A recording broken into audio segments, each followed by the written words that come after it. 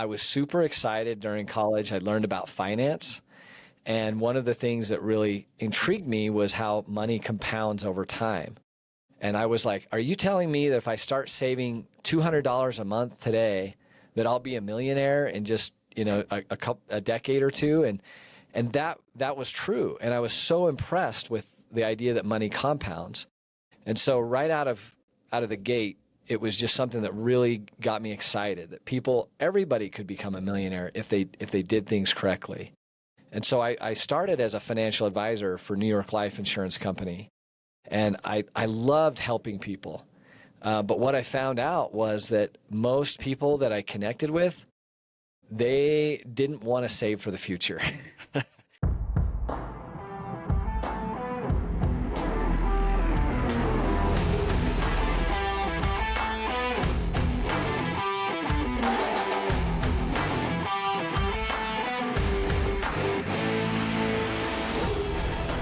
Welcome back, everybody, to another episode of the Big Hitters Podcast. And I'm here with one of the biggest hitters I've ever met, a guy named Samuel Crane, who has a lot of background in finance. He also oversees some IT companies.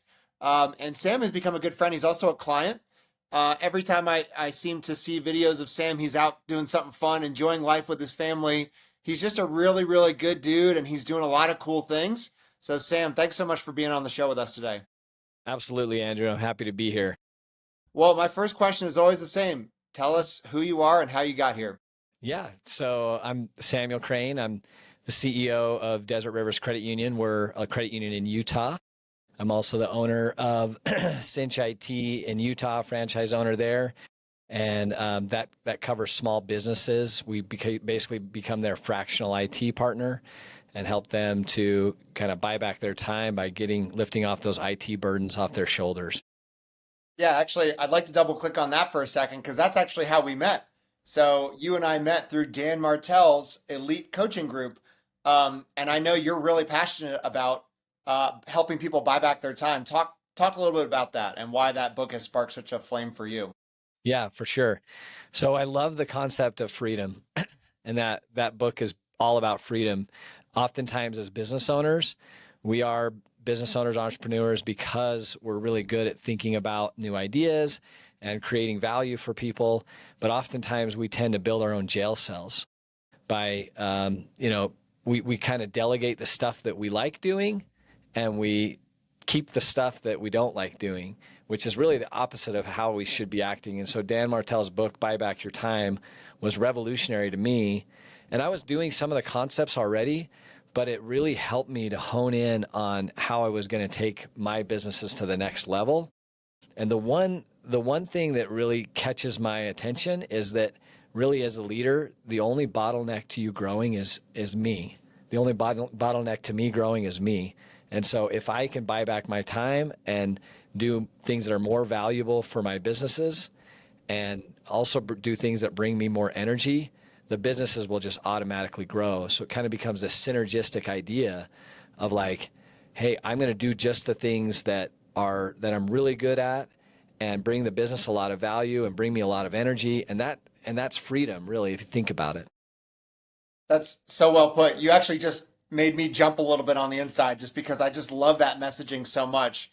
And it made me think of another question. How does one wind up as the CEO of a credit union? I just don't even know what journey you would have to take in life to wind up there, but I'm just so curious to hear your background and how you wind up there.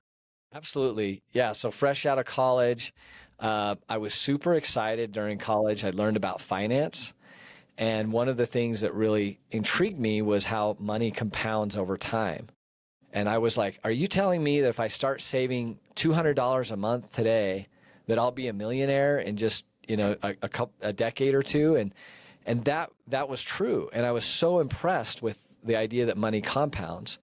And so right out of the gate, it was just something that really got me excited that everybody could become a millionaire if they did things correctly. And so I started as a financial advisor for New York Life Insurance Company. And I loved helping people. But what I found out was that most people that I connected with, they didn't want to save for the future. It was really hard to talk somebody into saving $200 a month. But on the other side, they were like, I don't want to save $200 a month, but if you could give me a car loan or a home loan or something where I would pay $200 a month to get this thing that I want now, then I would love to do that. And I realized, man, I'm kind of in the wrong business. I need to be on the lending side of things because the clientele that I was attracting really wanted the money now.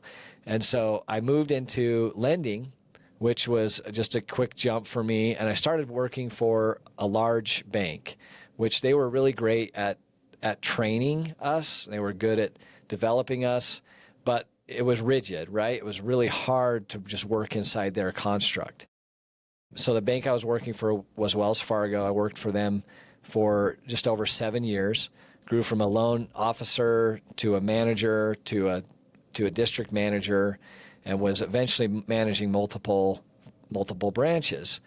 And the whole time I did that, you always kind of watch your competition. And I noticed these credit unions had something special, and they had great rates.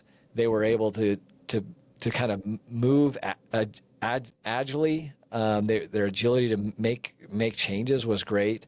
And so I just watched for an opening, eventually jumped ship into the vice president of lending for a credit union, spent a couple of years there, and then landed the job as the CEO of Desert Rivers Credit Union. And when it first started, it was really small. I mean, we were one branch.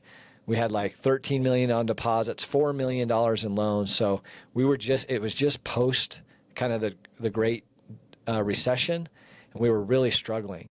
And there was a moment where we had, when I took over, we had lost money for about 2 years. And there was 1 month where we made $26 in net profit.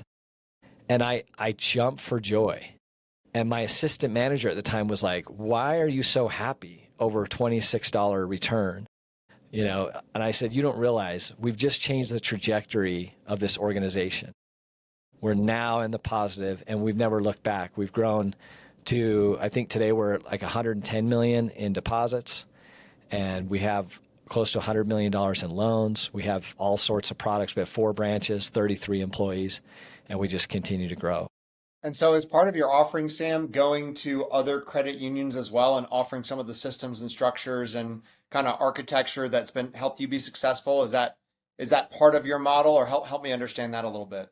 Absolutely. The credit union model is really collaborative already. It's really interesting. Like Wells Fargo, big banks, they wouldn't even share their best secrets with each other. They were afraid to let each other because they were their competition. But it's interesting how collaborative credit unions are. And so, we do get together on a pretty regular basis and share best practices. But we've also started developing different arms that seem to help credit unions, seem to help. And one of those was IT. We noticed that we were required to have really strong IT systems. And as a small credit union, we couldn't afford to just drop $250,000 on an IT department. And so I actually went to my board member and I was like, David, he worked in data centers all over the world, all over North America. I'm like, what can we do here to start an IT company that would help our credit union, but also could help other people that have the same problems that we have? And between him and I, we developed a solution. We leaned against a larger organization and brought the franchise rights out to the West. And now we own, we own the franchise rights to Utah. We actually work outside of Utah as well. But that one, we now work with a lot of credit unions just because of that fact that we're trying to help our neighbors, so to speak. That's awesome. I feel like I'm learning as I go, but it's been really cool because we kind of have a two-way street. You're a client and I'm a client. So some of the IT stuff and infrastructure, we need that with our virtual assistants, right? Because we work with Right. BDs and financial advisors. So Cinch IT has been a great partner for us to make sure that we kind of pass muster with these large financial institutions. But it's been a really cool learning experience for me to also learn about kind of the credit union world, which I was pretty naive to. Okay. I'm going to ask you this question, but I'm also going to put a twist on it. So we talked about time and energy freedom, but tell me specifically what it means to you. How have you achieved it? And then what your favorite hobbies are in your spare time? Because I see you doing all sorts of fun stuff out there on the Awesome. gram. Yeah. I love this question because like as an entrepreneur, as a business owner, as a CEO, we deal in high stakes situations. And when we're working and it's high value. It feels super pressurized, and it's super fun to work in those high value, high energy times. But if I don't have time to depressurize, I'll I'll run into a brick wall, I'll break down. And so it's so important to have both mixes, right? So your question is really two questions.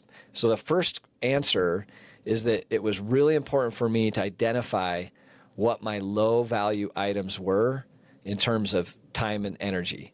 So low value and low energy. Once I was able to develop those, I was able to offload those to people who actually like doing those things. I have an executive assistant, and then we hired a virtual assistant through your company. And those, like just offloading those things, gives us the opportunity, not just me, but my senior staff members, to now go out and do those high value things. So our business is doing better. But at the same time, it buys our freedom so that we can do those things that kind of depressurize those high intense situations. So for me, it's like I love mountain biking, I love dirt biking, I love weightlifting, I do MMA, I get out with my family on trips. Like all of those things are really important to me to have those mix. And it sounds like work hard, play hard, but it really is true. I love that. All right, switching gears to something I love also is artificial intelligence. So tell me maybe broadly how you guys are using it, and then where do you feel like you could be using it, but you're not? I personally use it so much. I actually have the pro version of ChatGPT, which I think is super powerful. If I would recommend you try it if you haven't. It is a little bit of an expense, but you can actually build your own GPTs, which I've been working on for anything. I mean, I've built them for social media content. And what's nice about that is that you can customize it to whatever project you're working on, and then keep coming back to it and adjusting it. Um, so we're using that in the IT side. We're actually using AI to help fight cybersecurity. So a lot of the tools we have are AI next gen. And so what's really cool about, and I never maybe got in the weeds with you guys on this, but you actually have it, where if you have a virus starting to attack your network, instead of just being like an antivirus, which is like putting up like a firewall, the AI gen will actually fight against the cyber attack. And so it'll start recognize what it's doing, it'll start attacking, and then if it can't fight back, it will actually shut down that piece of equipment and all other pieces around it, and just like lock it down until we're there on site to correct the problem. So like AI is fighting the war of IT right now. That's awesome, and that's Yeah. good to know. I'm glad I have that under the hood. Yeah. That's a relief. Where do you feel like you could be using it, but you're not? Oh man, every day I'm like, we need to get AI into this. We need to get AI into that. Like definitely marketing is a really big piece. I also would love to see it eventually helping us out with customer interactions on the Desert Rivers Credit Union side. I think that it could start looking at our profiles and recognizing, hey, this person spends money here, here, and here. These are the needs they have, and proactively reaching out and saying, it looks like you need X, Y, or Z. Is this something that we can help you with? So analyzing data, but also communicating through text messages or even voicemails that they have, and then funneling that back to just setting appointments with my personal bankers so they can actually create the product that client needs. That's really a hopeful way to describe what I want it to do someday. We're there, baby. We're making that happen. I like that. You Yeah. are you guys doing that already? Well, with yeah, so I have the two. I have Virtual Assist, and then I have Freedom AI, shameless plug. But, Yeah, Sam, I picked up a little bit of my story. I picked up a copy of Buy Back Your Time on my way to a mental health institution. right. And the, That's the book amazing. perfectly described why I had my breakdown. And you said it earlier, I had built a profitable prison. And so when I had my epiphany on the other side of the breakdown, I just felt like the Lord was speaking to me to create freedom for business owners. So virtual assistant is just a way to create freedom. I think AI is just a way to create freedom. And then my thesis statement is that's the 1-2 punch. AI is the Formula One car, and then the virtual assistant is the driver. And so we're literally saying, hey, here's the car with the driver, and that's kind of my vision of those two intersecting. If that makes sense. It makes perfect sense. And we should talk more about your AI piece. Yeah, yeah, I'm excited. Okay, last question. What's something you want to plug? Something you're passionate about? A soapbox you like to get on? A cause or a charity? Even a hot take no one agrees with? The floor is yours. Okay. So I think there's a lot of small businesses that listen to your podcast. And the one thing that I would reach out and plug to small businesses is just talking about IT. A lot of people they don't really know it very well, and so they just kind of like decide to put it in the closet and hope that something doesn't break or that they don't get cyber attacked. But what happens is if us as entrepreneurs don't take a proactive approach to our IT and our technology, it becomes a bottleneck to our growth. And so if I could, I mean, I'm not necessarily plugging Cinch IT. I would love for you to come talk to us and we can take care of you. You can reach out to me at my Instagram at Samuel Crane CEO. But if you just did anything, it would be proactive on your technology and your IT because it becomes a bottleneck really fast. And, one cyber event, that it's like 67% of businesses fail if they have a cyber attack and they're not prepared for it. So it's huge opportunity to lose everything that you have. And the other side of that is once you do grow big enough to actually have your own internal IT, the flip side of that coin is often internal IT, they create their own cyber kingdom inside of your business, and then they have the keys to your kingdom because they know that without that technology, your business won't run. And so oftentimes CEOs and executives are taken hostage by their IT departments because the IT departments are so technology driven. Is this real? This really happens? This happens all the time, especially in What? bigger businesses. That's Seriously. wild. Like I was sitting in a meeting with the CEO of a large business. We're talking, 100 million in revenue a year. And the IT director said, well, if you don't do it, I'll just revoke your access. And he was dead serious. And I realized at that moment that CEO didn't have the keys to his car. That IT Yeah. director did. Huh. And like they get on power trips and they get these budgets, and a lot of times CEOs and executives, they don't know, they're not well, and it's like, oh, I guess you need that product. I guess you need that stuff. And so they just let it go. And so it's really important to get a regular third-party assessment. Fractional IT is a really good place to take back your keys because as a vendor, we'll do what you ask us to do. We're not going to become your, drive the car for you and never give the keys back, so to speak. Shout out to Cinch IT. They've been awesome to work with, and Luke and the team over there. Awesome. I can't plug that one enough. Sam, if someone wanted to learn more about who you are and what you do and how to contact you, where would they go? Love it. Instagram is probably the best way. At Samuel Crane CEO. If you send me a DM and just put IT or banking in the DM, I've got some resources that people are probably interested in. I'm glad to share those with you. That's awesome. Well, and if you do follow him there, you'll get a kick out of some of his reels and some of the fun stuff he does. So he's a great follow. I highly recommend it. Sam, thanks so much for joining us. Thank you, Andrew, for having me on. All right.